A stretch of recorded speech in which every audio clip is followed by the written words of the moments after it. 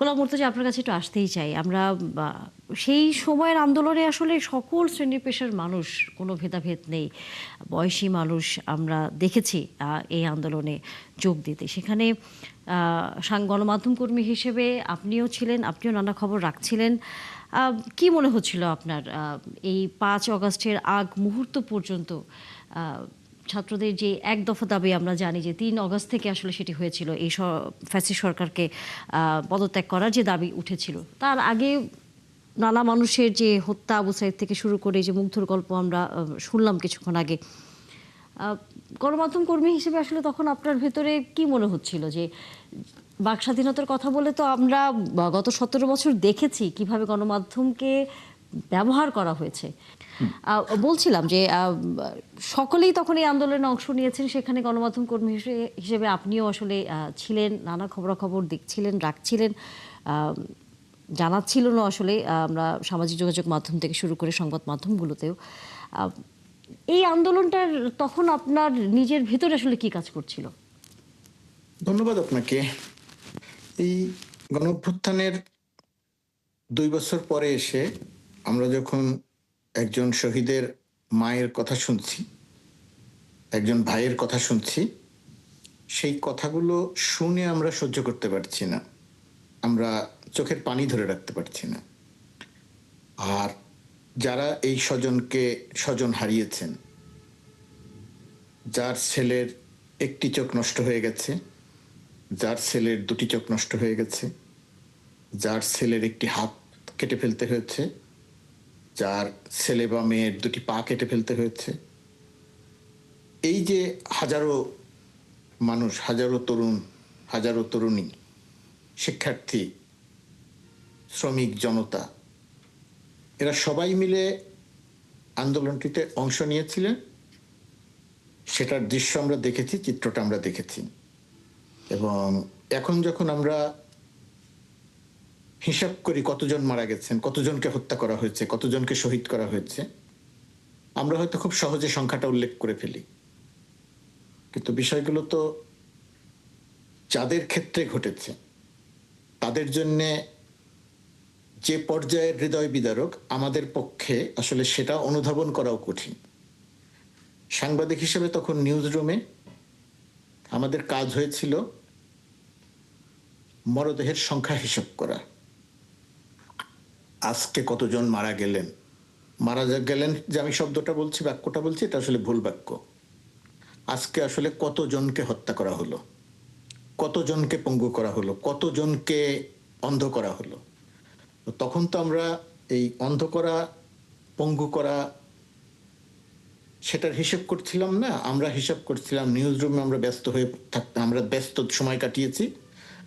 আজকে কতটি মরদেহ শনাক্ত করা গেল, কতক্ষণ পর্যন্ত কতটি শনাক্ত করা গেল, কোন অনলাইন বা একটি পত্রিকা হয়তো লিখলো যে ৭২ জন, হয়তো আমরা তখন ৬৫ জনের মধ্যে আছি। তখন আমরা একটা তীব্র সারা দেশে খোঁজ খবর করার চেষ্টা করছি যে অমুক পত্রিকা ৭২ জন নিশ্চিত করেছে, আমরা ৬৫ জনে আছি, তাহলে আমরা কোন জায়গাতে পিছিয়ে আছি। আপনি চিন্তা করেন তো, কিসের হিসাব করছিলাম আমরা? মানুষ হত্যা করেছে, সেই হত্যার সংখ্যা নিয়ে আমরা কাজ করছিলাম সকাল থেকে রাত পর্যন্ত।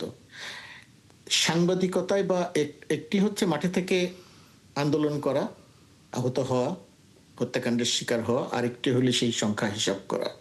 কোনটির চেয়ে কোনটি কিভাবে বলা যাবে আমি ঠিক জানি না। এক একেবারেই আমার ধারণা যে কোনো সাংবাদিকের জীবনে ওই একই ঘটনা ২ বার হয়তো আসবে না। নিশ্চয়ই বাংলাদেশে আরেকবার আসবে না। আমাদের পরবর্তী যারা সাংবাদিকতায় আসবেন তাদের নিশ্চয়ই সেই মরদেহের হিসাব করতে হবে না। এটি হলো সাংবাদিক হিসেবে, গণমাধ্যম কর্মী হিসেবে করি। এখন এই আপনার এই অনুষ্ঠানে আজকের এই ৫ অগাস্ট এই দিবসটিতে আমি কয়েকটি কথা, যে বিতর্কগুলো আনা হয় সেই বিতর্কের জায়গাটাতে একটু সংক্ষেপে কয়েকটি কথা বলতে চাই। যে ফ্যাসিস্ট হাসিনা এই যে মানুষগুলোকে হত্যা করলো, এখন তারা প্রথম দিকে তারা এসে কি করলো যে মানব হত্যাকাণ্ড হয় নাই এরকম একটা জিনিস বলার চেষ্টা করলো। আসলে কি হত্যাকাণ্ড হয়েছে? হ্যাঁ, হত্যাকাণ্ড হয়েছে। এই হত্যাকাণ্ডটি কে করেছে, কিভাবে হয়েছে? হত্যাকাণ্ডটি ফ্যাসিস্ট শেখ হাসিনা সরাসরি নির্দেশ দিয়ে পুলিশ, র্যাব, বিজিবি আইন শৃঙ্খলা রক্ষাকারী বাহিনী, তার গোয়েন্দা সংস্থা সবাইকে দিয়ে করিয়েছে। এই যে আমি বললাম সরাসরি নির্দেশ দিয়ে, এটা কি শুধু আবেগের কথা? এটা কি সাংবাদিক হিসেবে অনুমান? না, এটার প্রমাণ আছে। আল জাজিরা প্রমাণ করেছে, বিবিসি প্রমাণ করেছে, বাংলাদেশের ডেইলি স্টার প্রমাণ করেছে যে এই কণ্ঠস্বরটি শেখ হাসিনার, যে গুলির অর্ডার দিয়ে যে হত্যা করিয়েছে। আর এর বাইরে কি হয়েছে? এই বাংলাদেশের গণঅভ্যুত্থান একমাত্র গণঅভ্যুত্থান এখন পর্যন্ত যেটা হাজারো ক্যামেরার সামনে সংগঠিত হয়েছে। এর আগে পর্যন্ত পৃথিবীতে যে আন্দোলন হয়েছে, গণঅভ্যুত্থান সংগঠিত হয়েছে, এত ক্যামেরার সামনে কখনো কোনো গণঅভ্যুত্থান সংগঠিত হয়নি। অর্থাৎ এই গণঅভ্যুত্থানের প্রতিটি দৃশ্যের, প্রায় প্রতিটি মুহূর্তের কোনো না কোনোভাবে একটা প্রমাণ রয়ে গেছে। কিন্তু তারপরেও একটা অস্বীকার করার প্রবণতা। অস্বীকার করার প্রবণতা কি? যে পুলিশ মারা হয়েছে, হাজার হাজার পুলিশ মারা হয়েছে। এই যে মারা হওয়া বা মারা যাওয়ার যে কথা যেটা বলা হয়, এর ব্যাখ্যাটা কি আসলে? আমরা দেখি যে আমাদের সমাজে তথাকথিত কিছু সিনিয়র সাংবাদিকরাও এরকম ব্যাখ্যা দেওয়ার চেষ্টা করেন। তারা কত নির্দয়, সাংবাদিকতা বলতে যেটা বোঝায় তার থেকে তারা কত পিছনে ফিরে আছেন। মানে হাসিনার যে প্রোপাগান্ডা, সেই প্রোপাগান্ডার অংশীজন হয়েছেন। আপনি খেয়াল করে দেখেন পুলিশ কি করেছে। নির্বিচারে গুলি করেছে, এর কি নাই? সব আছে, ভিডিও চিত্র আছে, অডিও আছে, স্থির চিত্র আছে।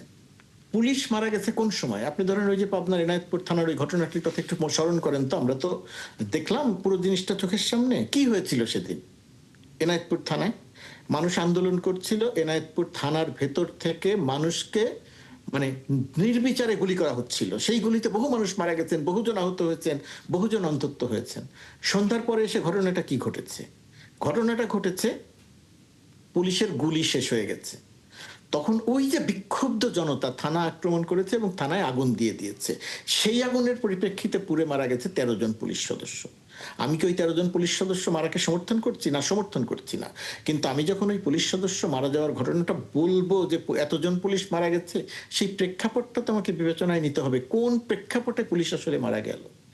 যে পুলিশ নির্বিচারে গুলি চালিয়ে মানুষকে হত্যা করছে, সহপাঠীকে যে হত্যা করেছে, তারা যখন দেখবে যে এই পুলিশ আমাকে গুলি করছে, ওই মানুষটি যখন সুযোগ পায় তখন যদি সে পুলিশের উপর আক্রমণ করে, তাহলে পুলিশের নির্বিচারে গুলি চালিয়ে মানুষ হত্যা করা, ছাত্রলীগ যুবলীগকে দিয়ে নির্বিচারে গুলি চালিয়ে মানুষ হত্যা করা, আর ওই যাদের হত্যা করা হচ্ছে তাদের প্রতিরোধের কারণে যদি একজন পুলিশের মৃত্যু হয়, তাহলে এই দুটি মৃত্যু বা দুটি হত্যা কি একই বিচার করবেন? একইভাবে বিচার করবেন না। আপনি এই ফ্যাসিস্টদের অবস্থাটি দেখবেন, এখন তারা আরো কি বলার চেষ্টা করছে, বিভিন্নভাবে ইনিয়ে বিনিয়ে বলার চেষ্টা করছে। যেহেতু পুলিশ হত্যা বা এই এই যে হত্যাকাণ্ডগুলো ঘটেছে, এটাকে একটা বিচারের আওতার বাইরে একটা ছাড় দেওয়া হয়েছে। তারা এখন দাবি করছে যেহেতু একটি হত্যাকাণ্ডের ছাড় দেওয়া হয়েছে, সুতরাং তারা যে হত্যাগুলো করেছে এগুলোরও ছাড় দিতে হবে, অর্থাৎ কোনো বিচার করা যাবে না। দুটি হত্যাকাণ্ড তো এক জিনিস না। ইতিহাস লাগে বিজয়ীরা। ১৯৭১ সালে বাংলাদেশের মুক্তিযোদ্ধারা, বাংলাদেশের মানুষ যদি পাকিস্তানিদের কাছে পরাজিত হতো, তাহলে ইতিহাস পাকিস্তানিরা লিখতো, বাংলাদেশের মুক্তিযোদ্ধাদের বিচার হতো, তারা বিচার করত। ১৯৭১ সালে বাংলাদেশ বিজয়ী হয়েছিল, মুক্তিযোদ্ধারা বিজয়ী হয়েছিলেন, ইতিহাস মুক্তিযোদ্ধারা লিখেছেন, বিজয়ীরা লিখেছেন।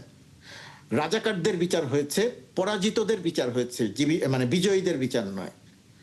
২০২৪ সালে বাংলাদেশের মানুষ রক্ত দিয়ে, চোখ দিয়ে, পা হারিয়ে বিজয় অর্জন করেছে। সেই বিজয়ের ইতিহাস বিজয়ীরাই লিখবে। পরাজিত যারা, সেই পরাজিতরা এসে ইতিহাস ঠিক করবে না। তো এই যে চিত্রটা, এই জায়গাটিতে আরো কিছু প্রসঙ্গ এনে আমাদের এই পুরো ব্যাপারটিকে একটি কি বলবো, যে একটা বিতর্কিত করার একটা চেষ্টা চলছে।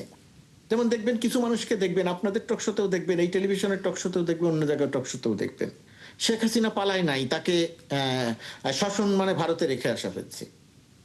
শেখ হাসিনা যে পালিয়েছে, সে যে ভারতে যাবে, বহু আগে, মানে বেশ আগের থেকে, বহু তো নয়, বেশ আগের থেকে সে ভারতের সাথে বারবার যোগাযোগ করেছে, করে একটা পর্যায়ে তার সে গণভবন থেকে পালিয়েছে, হেলিকপ্টারে উঠে কুর্মিটোলায় গেছে, সেখান থেকে এয়ারক্রাফটে করে সে ভারতে গিয়ে আশ্রয় নিয়েছে। তো এটা কি শাসন মানে তাকে নিয়ে যাওয়া না পালানো?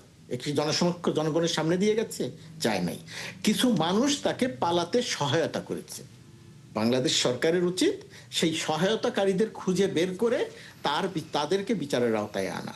শেখ হাসিনা জনসমক্ষ দিয়ে চলে যায় নাই। শেখ হাসিনা লুকিয়ে পালিয়ে সে হেলিকপ্টারে উঠছে, হেলিকপ্টার থেকে এয়ারক্রাফটে তার ওঠার ব্যবস্থা করেছে এবং তাকে নিয়ে গিয়ে রেখে আসা হয়েছে। এটা অবশ্যই পালিয়ে যাওয়া। এর নাম সসম্মানে রেখে আসা নয়। এখন যে তারা যে কাজটি করে চেষ্টা করছে, বাংলাদেশে একটা বিভ্রান্তিকর পরিবেশ তৈরি করার চেষ্টা করছে। কি বলেছে যে আমি এমন একটা সাহসী মনোভাব দেখানোর চেষ্টা করছে যে যা কিছুই হোক না কেন আমি দেশে ফিরে যাব, আমাকে মারতে পারে, আমাকে গ্রেপ্তার করতে পারে, আমি দেশে ফিরে যাব। যে জায়গাটিতে আমার কাছে মনে হয় এই বিষয়গুলোকে এত বাড়তে দেওয়া উচিত নয়, এত আলোচনা করা উচিত নয়। শেখ হাসিনা কে? শেখ হাসিনা বাংলাদেশে জোর করে ক্ষমতা দখল করা প্রধানমন্ত্রী ছিল। শেখ হাসিনা বাংলাদেশ থেকে মানুষ হত্যা করে, মানবতা বিরোধী অপরাধ করে পালিয়ে গেছে। শেখ হাসিনা সাক্ষী প্রমাণের ভিত্তিতে, ভিডিও, অডিও, মানুষের সাক্ষী প্রমাণের ভিত্তিতে মানবতা বিরোধী অপরাধে অপরাধী, হত্যাকাণ্ডের ক্ষেত্রে অপরাধী, তার শাস্তি হয়েছে সাক্ষী প্রমাণের ভিত্তিতে। এই যে বলে না যে আমি ফিরবো, আমাকে ধরতে পারে, ধরতে পারে না। আপনি ফিরবেন, আইন অনুযায়ী আপনাকে গ্রেপ্তার করা হবে। আপনি ফিরবেন, আইন অনুযায়ী, বিচারের রায় অনুযায়ী সেই শাস্তি কার্যকর করা হবে। এইখানে ধরতে পারে, মারতে পারে, কেউ ধরা মারার ব্যাপার নাই। আইন অনুযায়ী আপনার বিরুদ্ধে ব্যবস্থা নেওয়া হবে। বাংলাদেশের মানুষকে বিভ্রান্ত করার একটা চেষ্টা, পার্শ্ববর্তী দেশের একটা ট্রাম্প কার্ডে পরিণত হয়েছেন তিনি। সেই দেশ তাকে দিয়ে যা ইচ্ছে তাই বলায়, এবং আমাদের এইখানে কিছু মানুষ, তথাকথিত কিছু সিনিয়র সাংবাদিক, সেই কেন্দ্রিক একটা ব্যাখ্যা বা বিশ্লেষণ দিয়ে পুরো বিষয়টিকে একটা ধোঁয়াশা তৈরি করতে চায়। 2024 বাংলাদেশের ইতিহাসের অবিচ্ছেদ্য অংশ। যেমন বাংলাদেশের ইতিহাসের অবিচ্ছেদ্য অংশ 1971 মুক্তিযুদ্ধ। একটির সঙ্গে আরেকটির তুলনা করার দরকার নেই। আমরা 1971 সালের সাথে 2024-এর তুলনা করতে চাই না, 2024-এর সঙ্গে 1990-এর তুলনা করতে চাই না। প্রতিটি ঘটনার পৃথক পৃথক আইডেন্টিটি আছে। মানুষের অধিকারের আইডেন্টিটি, রক্ত দেয়ার আইডেন্টিটি, জীবন দেয়ার আইডেন্টিটি, অন্ধত্বের আইডেন্টিটি, পা হারানোর আইডেন্টিটি। এই যে আইডেন্টিটি, প্রতিটা জিনিসের আলাদা। সুতরাং একটির সঙ্গে আরেকটির তুলনা করার দরকার নাই। একটি দিয়ে আরেকটি চাপা দেওয়ার প্রসঙ্গ খুবই অবান্তর। এখন যেটা দরকার, যেটা আমাদের, এটা বলে আমি শেষ করি, আমাদের এখন যেটা দরকার, রাষ্ট্রের দায়িত্ব, এবং রাষ্ট্র সেই দায়িত্বটি পালন করছে। পালনের কোনো জায়গাতে যদি গাফিলতি থাকে তাহলে রাষ্ট্র সেটা সংশোধন করে নেবে। দায়িত্বটি হচ্ছে জীবিত যারা আছেন, আহত যারা আছেন, অন্ধ হয়ে যারা আছেন, তাদের প্রতি রাষ্ট্রের দায়িত্ব, সেই পরিবারটির প্রতি রাষ্ট্রের দায়িত্ব। রাষ্ট্র সেই দায়িত্বটি রাষ্ট্রকে যথাযথভাবে পালন করতে হবে। প্রতিটি ব্যক্তিকে, প্রতিটি পরিবারকে যথাযথ সম্মান দিতে হবে। এই সম্মান দেওয়ার ক্ষেত্রে আমরা যদি কোথাও ভুল ত্রুটি হয় সেটা সংশোধন করে নিব, কিন্তু আমরা যেন ইচ্ছে করে কোনোটা দিয়ে, আমরা যেন ইচ্ছে করে সেই জায়গা থেকে বিচ্যুত না হই।